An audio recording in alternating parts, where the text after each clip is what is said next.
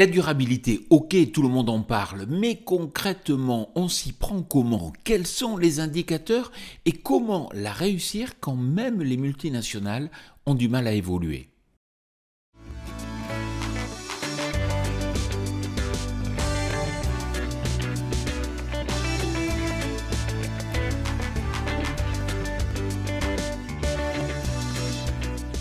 Cette semaine, nous échangeons avec Gilles Cavalli, auteur de Manager une entreprise agricole durable.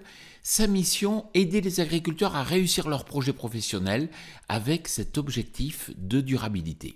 Bonjour Gilles, dispose-t-on d'indicateurs performants pour définir la durabilité d'une exploitation agricole?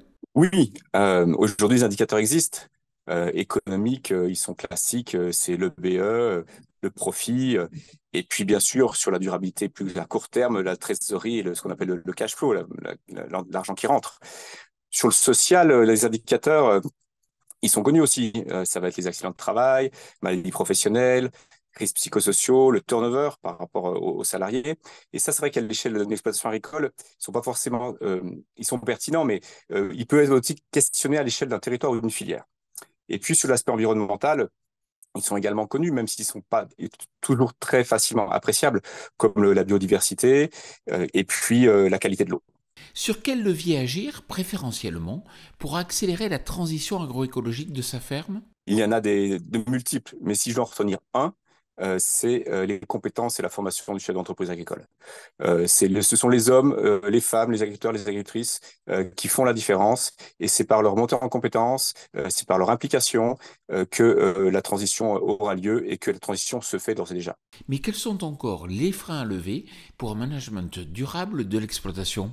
Clairement, c'est un projet qui est très complexe, qui est difficile à prendre à bras le corps, qui nécessite une prise de recul importante. Et quand on est seul, quand on est esselé, vraiment, c'est trop difficile. Donc, du coup, le frein, c'est ça. Et la façon de lever ce frein, c'est d'échanger, de partager, de faire appel à des conseillers extérieurs, de se regrouper entre agriculteurs, d'avoir ce côté réseau. En tout cas, d'affronter le sujet, qui est un sujet passionnant, mais ô combien difficile, à plusieurs. Merci Gilles. Quant à moi, je vous retrouve la semaine prochaine sur TV Agri pour un nouveau regard porté sur l'agroécologie. Bonne semaine à toutes et à tous.